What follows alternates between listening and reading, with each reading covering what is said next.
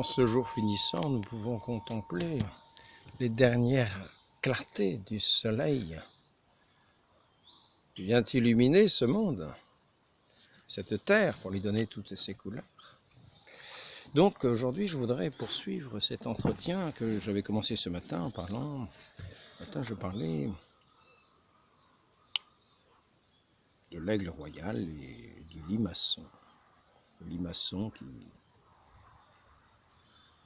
a son regard posé sur le monde, qui rampe sur cette terre et avançant sur sa bave, va ronger tout ce qu'il peut trouver comme végétation à sa portée. Il est presque englué. Vous prenez la bave de la limace, j'aime mieux vous dire, c'est une vraie glu. Pour vous laver les mains, c'est très difficile à laver la bave de la limace. Je crois plus que la bave de l'escargot. La bave de l'escargot, écoutez, ce n'est pas grand-chose. La bave de la limace, vous pouvez passer du savon et en repasser, vous avez encore cette glu, voilà, qui est comme s'imprégnant. C'est pas l'onction divine. Non, c'est vraiment la glu, presque à l'état pur. Elle est comme un petit peu collante, collée. Et la limace va se coller ainsi, glisser, mais coller aussi. La terre, elle est comme collée à la terre. C'est presque le propre justement, cette incapacité à s'élever à la lumière du soleil. Et le propre de ramper et d'être tellement englué dans les biens de cette terre que le mot baver veut aussi dire bien des choses du point de vue spirituel. Et souvent, on dit aussi qu'on bave par ses paroles, parce que justement, on est tellement plein des choses de ce monde qu'on en devient envieux. Donc on est tellement englué dans les choses de ce monde qu'on en devient envieux et qu'on va baver sur le prochain tout ce qui peut paraître à son avantage et dont on peut paraître jaloux.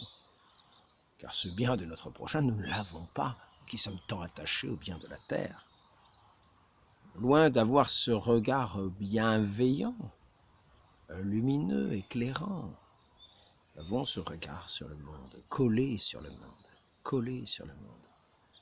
On peut dire que l'escargot, lorsqu'il voit la limace, lorsqu'elle voit l'escargot le doubler sur sa route, rend cette limace comme jalouse et elle en bave de jalousie. Et elle va se mettre, bien sûr, à baver sur la réputation de l'escargot. Elle va mettre sa bave gluante sur la réputation d'escargot. Ça sera difficile à enlever. Nous sommes là dans les choses du monde, dans tous les péchés du monde, dans tous les engluements de ce monde. Nous faisons de ce monde une idolâtrie, nous y sommes comme collés, comme attachés, comme fixés, comme rampants, comme le serpent des origines. Mais ce soir, je voudrais parler plutôt du cloporte. Le cloporte est une autre forme d'attachement à la terre. Le cloporte avec sa carapace, il semble être son habit propre comme une cuirasse qui est presque son essence. Donc, je voudrais vous montrer le cloporte. J'espère que vous allez le voir. Est-ce que vous voyez le cloporte? Dommage, le soleil est en train de disparaître derrière les arbres. Je me déplacerai tout à l'heure pour le voir. Là, le cloporte. Maintenant, nous pouvons voir l'aigle royal. Alors, qu'est-il dit du cloporte?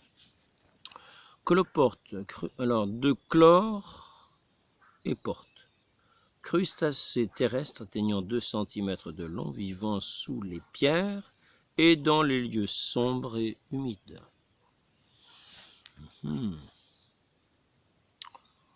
Ordre des isopodes, je crois.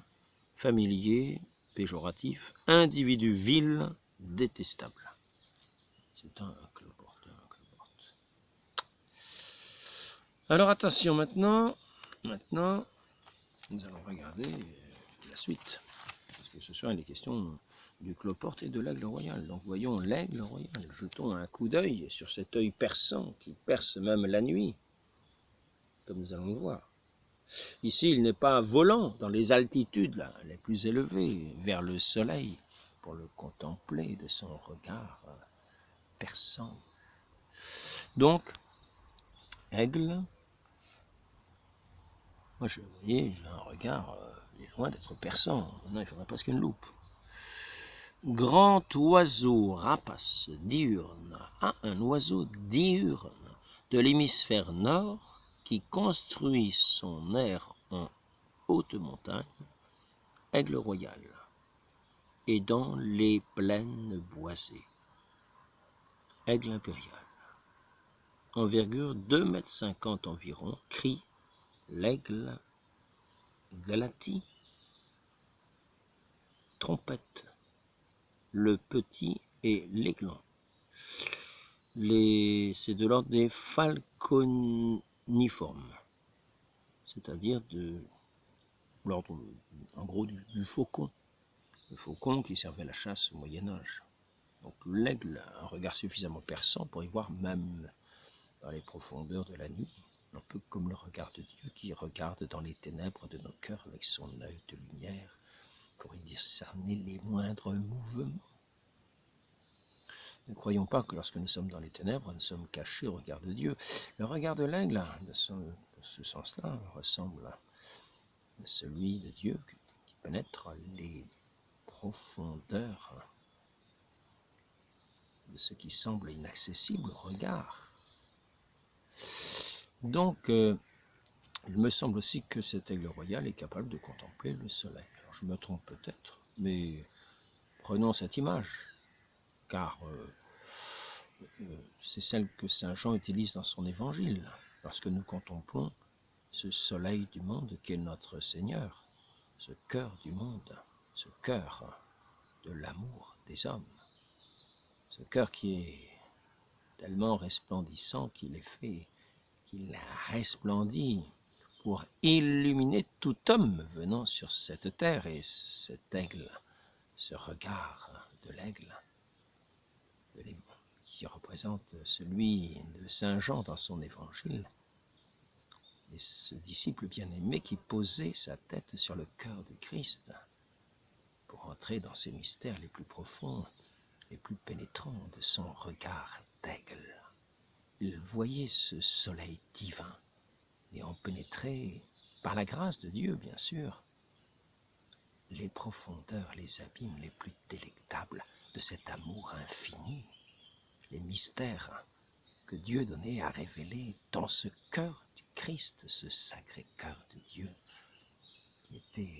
qui est toujours ce pur éclat de l'amour de Dieu, et que cet évangéliste Jean nous donne de contempler par les yeux de la foi. Donc, il nous invite, nous avons ce choix entre le cloporte, qui vit dans les pierrailles, sous des tonnes de grabat, ou dans des immeubles, dans des maisons bétonnées et archi-bétonnées, qui ne voient jamais le jour, de l'amour, qui ne voient jamais le jour, qui sont comme carapacés dans leurs ténèbres, dans leur monde clos, qui leur semble va durer des millions d'années. Il semble qu'ils ont établi leur demeure au milieu de cette, dans le cœur, dans cette masse bétonnée, dans cette masse de pierre, dans cette masse, le jour ne parvient pas. Qu'ils y ont établi leur demeure, qu'ils y font leur monde. Le cloporte. Donc voici ce cloporte qui tourne en rond dans sa petite maison, dans ces lieux souterrains et obscurs. Il s'installe et il croit que sa vie va continuer ainsi indéfiniment. Il a sa carapace comme un blindage qu'il pense être impénétrable à cette lumière du soleil qui risquerait, peut-être, lui semble-t-il, de le démolir. Pour autant qu'il ait connaissance du soleil, car le cloporte vit dans l'obscurité et peut-être le soleil lui semble-t-il un vain mot, une fantaisie, une illusion.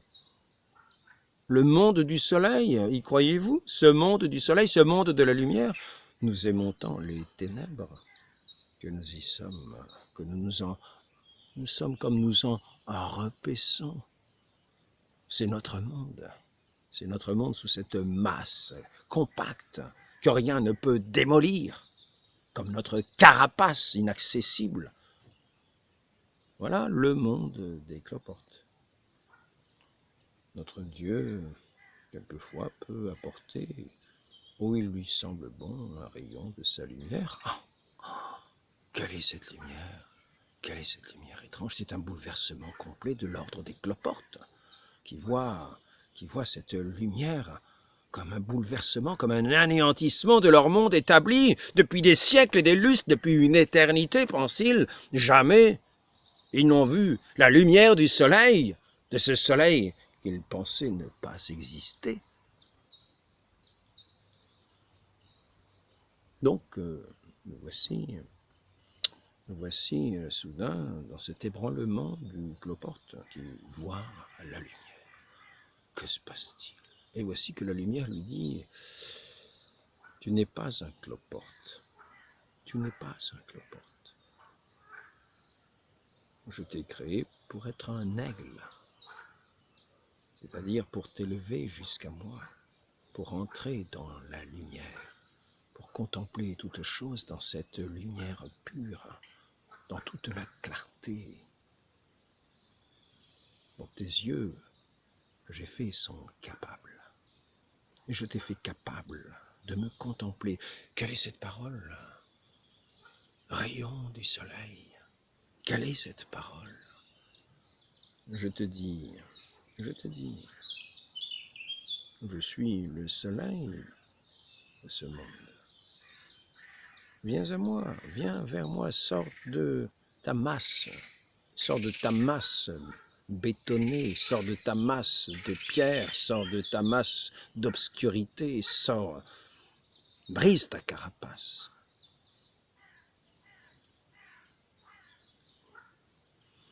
Donc, le cloporte est invité à quitter sa demeure de cloporte et à comprendre qu'il n'est pas un cloporte, mais qu'il doit s'élever. C'est là ce regard de la foi. C'est là ce regard de la foi.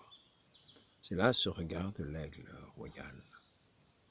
Il va s'élever dans la confiance jusqu'en l'amour divin. Qui va quitter cette masse caillouteuse, cette masse compacte, cette masse d'obscurité, dans la confiance, avancer. Dans la confiance, abandonner tous ces supports, tous ces repères d'obscurité, tous ces repères pierreux, tous ces repères qu'il pouvait trouver dans les ténèbres de sa vie pour entrer dans la pureté de l'amour, dans le bonheur divin, dans le bonheur éternel. Et cela se fait dans cette foi qui va donner les ailes, pour s'élever à ce soleil divin de nos âmes, pour entrer dans la vie spirituelle, non pas la vie matérielle. Il est ici-bas le support de nos âmes, les corps sont les supports de nos âmes, l'anime, ces corps. Mais les corps ne sont pas les tout, il s'agit de nous avancer vers celui qui est la lumière par cette vue de la foi.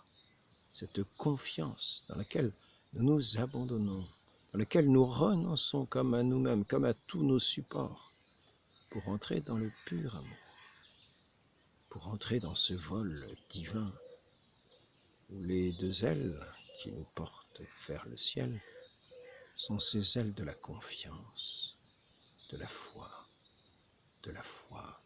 en l'amour, qui est le soleil de nos âmes.